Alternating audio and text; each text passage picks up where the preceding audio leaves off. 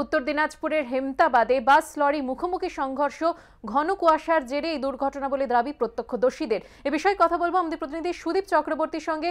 সুদীপ, ঠিক কিভাবে ঘটে এই দুর্ঘটনা এবং জানা যাচ্ছে দুর্ঘটনায় 50 জন বাস যাত্রী আহত হয়েছেন, কেমন আছেন তারা এই মুহূর্তে? দেখো, তোমাকে প্রথমেই বলি সুকর্ণা, যে 50 জন যাত্রী যারা আহত হয়েছেন তাদের মধ্যে কিন্তু 13 জনের অবস্থা আশঙ্কাজনক। তাদেরকে রায়গঞ্জ সুপার স্পেশালিটি হাসপাতালে ভর্তি করা হয়েছে, গভর্নমেন্ট হাসপাতাল, যেটা বর্তমানে। আজ সকাল 7টা নাগাদ কিন্তু ঘটনাটি ঘটে। হেমতাবাদের চৈনগর থেকে হেমতাবাদের উদ্দেশ্যে আসছিল একটি বাস। পুলিশের প্রাথমিক অনুমান যে ঘন কুয়াশার জন্য উল্টো দিক থেকে আসা একটি চাল বোঝাই লরির সঙ্গে মুখোমুখি সংঘর্ষ বেঁধে যায়। ঘটনাস্থলে কিন্তু বেশ সবাই আহত হয়ে পড়েন। দুই গাড়ির চালক কিন্তু আহত হয়েছে। গাড়ি দুটোকে পুলিশ ইতিমধ্যে আটক করেছে। তাদের মধ্যে প্রথমে হেমতাবাদ গ্রামীণ স্বাস্থ্যকেন্দ্রে নিয়ে আসা হয়। সেখান থেকে তাদের অবস্থার অবনতি হলে মোট 13 জনকে রায়গঞ্জ গভর্নমেন্ট মেডিকেল কলেজ হাসপাতালে কিন্তু ভর্তি করা হয়েছে। পুলিশ কিন্তু দুই চালকের উপর নজর রেখেছে, তারাও কিন্তু রায়গঞ্জ গভর্নমেন্ট মেডিকেল কলেজে ভর্তি রয়েছে।